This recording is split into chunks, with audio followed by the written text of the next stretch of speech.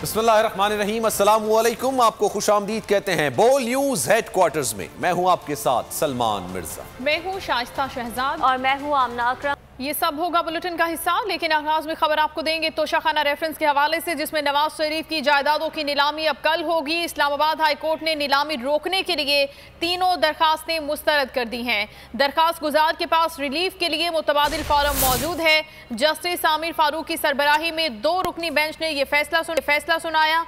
कल शेखुपुरा में नवाज शरीफ की ज़राई अराजी की नीलामी होगी।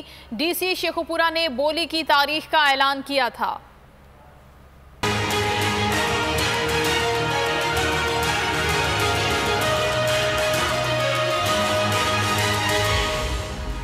तोशाखाना रेफरेंस में बड़ी पेशरफ, नवाज शरीफ की जायदाद नीलाम की जाएगी।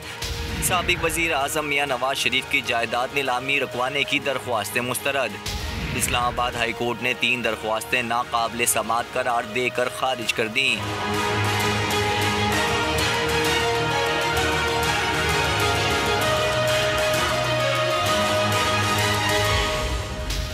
शेखुपुरा में नवाज शरीफ की ज़राई अराजी की नीलामी होगी।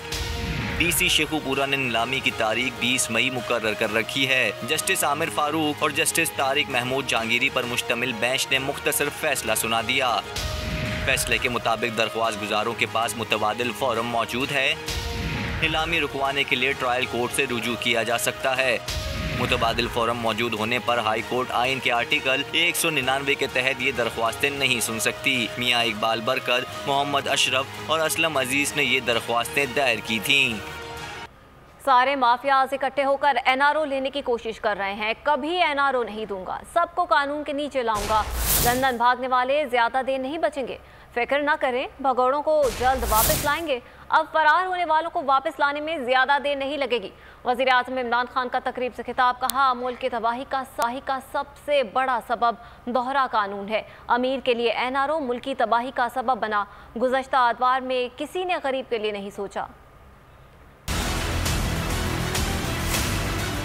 हमारा मुल्क में 2 असूलों के ऊपर हमने पाकिस्तान को खड़ा करना है। एक कानून की बालादस्ती, और ये जो सारे माफिया इस वक्त इकट्ठे होके NRO लेने की मेरे से कोशिश कर रहे हैं और जो नहीं कभी कामयाब होंगे, क्योंकि मैंने इनको कभी NRO नहीं देना, इनको कानून के नीचे लेके आना है। ये मेरा सबसे पहला मकसद है। मुझे तब भी मैं सुनता था जी किधर है नया पख्तूनख्वा, बड़े बड़े वहाँ से आते थे पंजाब के वो पॉलिटिशियन जो आज दुम दुबा के लंदन में भागे हुए हैं अपना पैसा बचाने के लिए और कानून से बचने के लिए। ज्यादा देर नहीं बचेगा, इंशाल्लाह इनको हम वापस लेके आएंगे, फिक्र ना करेंगे। क्योंकि उनको तो आदत पड़ी हुई थी कि सिर्फ बड़े बड़े अमीर को अमीर कर दो। उनको तो पता ही नहीं था कि नीचे क्या हो रहा है, कितना बड़ा इनकलाब आ रहा है। ये जो आप पीछे देख रहे हैं, क्यों ये 2011 तब से ये प्रोजेक्ट है और ये चलता नहीं, क्योंकि गरीबों का प्रोजेक्ट है। यही VIPs का होता तो 2 साल में पूरा हो जाना था। गरीबों हैं, किसी की आवाज नहीं है, मजदूर हैं, उनका पैसा भी कहीं और चला जाता है, उनकी जमीनों भी और इस्तेमाल हो जाते हैं, उनके ऊपर कब्जा ग्रुप भी आ जाता है। आवाज नहीं है लोगों की, कमजोर है लोग। हमारी जिम्मेदारी है रियासत की कि हम अपनी कमजोर तबके की जिम्मेदारी ले, जिस तरह मदीना की रियासत में ली गई थी।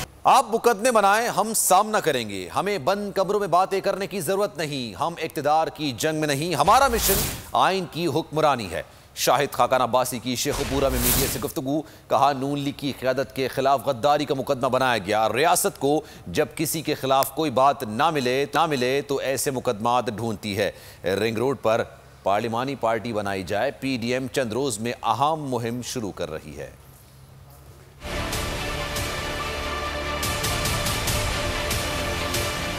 कौमी असम्बली के मेंबर पर गद्दारी के मुकदमे बनाने की कोशिश की जा रही है। जावेद लतीफ साहब 15 दिन फिजिकल रिमांड, जिस्मानी रिमांड में रही हैं। इसका कोई जवाब है? कौन सा कानून इसकी इजाजत देता है? अब मियाँ साहब जुडिशल कस्टडी में हैं, कोट लखपत जेल में हैं। बेल, जमानत, ये उनका हक है। वो बाहर आएंगे, आके मुकदमात का सामना करेंगे। आप मुकदमे बनाएं तो ये बदनसीबी है कि जब रियासत को किसी के खिलाफ कोई और बात ना मिले तो वो ये इस किस्म के मुकदमात ढूंढती है। PDM का इजलास हो रहा है जी इंशाल्लाह अगले चंद दिनों में। PDM नया लाएमल बनाएगी, मुशावरत से बनेगा और उसका मकसद के मुल्क के निज़ाम को आइन के मुताबिक किया जाए। PDM ना इक़्तिदार के झगड़े में है, ना किसी कुर्सी के लालच में है, और ये आपको तस्लीम करना पड़ेगा और पाकिस्तान के अवाम करते हैं। जो PDM का मकसद था वो पूरा हो चुका है। NCOC का 24 मई से तालीमी इदारे मरहलावार खोलने का फैसला सामने आया। 5% से कम शरह वाले अज़ला में तालीमी इदारे खोले जा सकेंगे। तमाम मैट्रिक और इंटरमीडिएट के इम्तहानात 20 जून के बाद होंगे। 8 बजे तक बंद करने की शर्त के साथ तमाम कारोबारी सरगर्मियां बहाल करने का भी फैसला कर लिया गया है। NCOC के नए फैसलों के मुताबिक 24 मई से तालीमी इदारे मरहलावार खोले जाएंगे। 5% से कम शरह वाले अज़ला में तालीमी इदारे खोले जा सकेंगे। तमाम मैट्रिक और इंटरमीडिएट के इम्तहानात 20 जून के बाद होंगे और 8 बजे तक बंद करने की शर्त के साथ तमाम कारोबारी सरगर्मियां बहाल करने का फैसला भी कर लिया गया। NCOC की जानिब से यह नया फैसला किया गया है तालीमी इदारों के हवाले से कि मरहलावार खोले जाएंगे। 24 मई के बाद और 5% से कम शरह वाले अज़ला में तालीमी इदारे खोले जा सकेंगे। इंटरमीडिएट और मैट्रिक के इम्तहानात के हवाले से बताया गया है कि 20 जून के बाद होंगे। बहुत हो गई छुट्टियां, अब होगी फिर पढ़ाई। NCOC का 24 मई से तालीमी इदारे खोलने का फैसला। NCOC के मुताबिक 5% से कम शरह वाले अज़ला में तालीमी इदारे खोले जा सकेंगे। जो तालीमी इदारे 24 मई से नहीं खुलेंगे उनको 7 जून से खोल दिया जाएगा। तमाम मैट्रिक और इंटरमीडिएट के इम्तहानात 20 जून के बाद होंगे। तमाम प्रोफेशनल और नॉन प्रोफेशनल इम्तहानात का इनेकाद वज़ारत तालीम की हिदायत के मुताबिक होगा। तालीमी इदारे खुलने चाहिए। आपके जो तमाम मामला है वो आप 120 की तहत चला रहे हो तो तालीमी इदारों को भी लाजमी खुलने चाहिए, क्योंकि इससे बच्चों का जो है ना साल ज़ाया हो रहे हैं और बच्चे ख़राब हो रहे हैं। मेरे हिसाब से जो बच्चे 9th क्लास एंड अबव हैं उनके लिए तो खोलना चाहिए, बिकॉज दे आर मैच्योर्ड। तालीमी इदारे खुलने चाहिए क्योंकि बच्चों की पढ़ाई का बड़ा नुकसान हो रहा है। जहां आप शॉपिंग मॉल्स खोल रहे हैं, रेस्टोरेंट खोल रहे हैं, दूसरी चीज़ें खोल रहे हैं। NCOC के दीगर शोबों से मुतालिक भी अहम फैसले। 50% स्टाफ के साथ दफ्तरी औकात दोबारा से बहाल कर दी गई। 8 बजे तक बंद करने की शर्त के साथ तमाम कारोबारी सरगर्मियां बहाल करने का फैसला। बॉर्डर लॉकडाउन के हवाले से हुकूमती पॉलिसी पर अमल दरामद के लिए इक़दाम की हिदायत। गडानी और मिस्री शाह इंडस्ट्री को 20 मई से दोबारा खोलने का फैसला। 1 जून के बाद मखसूस सर्जरीज़ का अमल दोबारा से शुरू करने की भी इजाज़त दे दी गई। पार्क्स में जॉगिंग और ट्रैक्स पर वॉक की SOPs के तहत इजाज़त होगी। कॉन्टैक्ट स्पोर्ट्स इवेंट्स और तकरीबात पर मुकम्मल पाबंदी होगी। तमाम इक़साम की इंडोर और आउटडोर मजहबी, म्यूज़िकल और सकाफ़ती सरगर्मियों पर पाबंदी बरकरार। और NCOC का कोरोना पाबंदियों में नरमी का ऐलान। 24 मई से मुख्तलिफ सेक्टर्स खोलने का फैसला। 24 मई से SOPs के साथ सयाहत खोलने की इजाज़त। आउटडोर डाइनिंग भी खोलने का ऐलान। 1 जून से 150 अफराद के साथ ओपन एयर मैरिज हॉल में तकरीबात की इजाज़त होगी। हफ्ते में 2 रोज़ को बतौर क्लोज डे रखा जाएगा।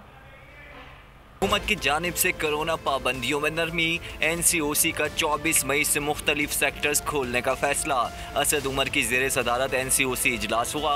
इजलास में फैसला किया गया कि 24 मई से SOPs के साथ सयाहत खोलने की इजाज़त होगी। रेस्टोरेंट्स और होटल्स में आउटडोर डाइनिंग भी खोलने का ऐलान। NCOC के एलामिये के मुताबिक रेस्टोरेंट्स को आउटडोर डाइनिंग की इजाज़त रात 12 बजे तक होगी। टेक अवे की सहूलत 24 घंटे के लिए कर दी गई। 1 जून से 150 अफराद के साथ ओपन मैरिज हॉल में तकरीबात की इजाज़त होगी। मज़ारात, cinema, indoor dining, indoor gym और पार्क्स बदस्तूर बंद रहेंगे। हफ्ता इतवार को बैनुल सूबाई ट्रांसपोर्ट भी बंद रहेगी। हफ्ते में 2 रोज़ को बतौर क्लोज डेज रखा जाएगा। 1 जून से खोले जाने वाले सेक्टर्स का जायजा 27 मई को लिया जाएगा।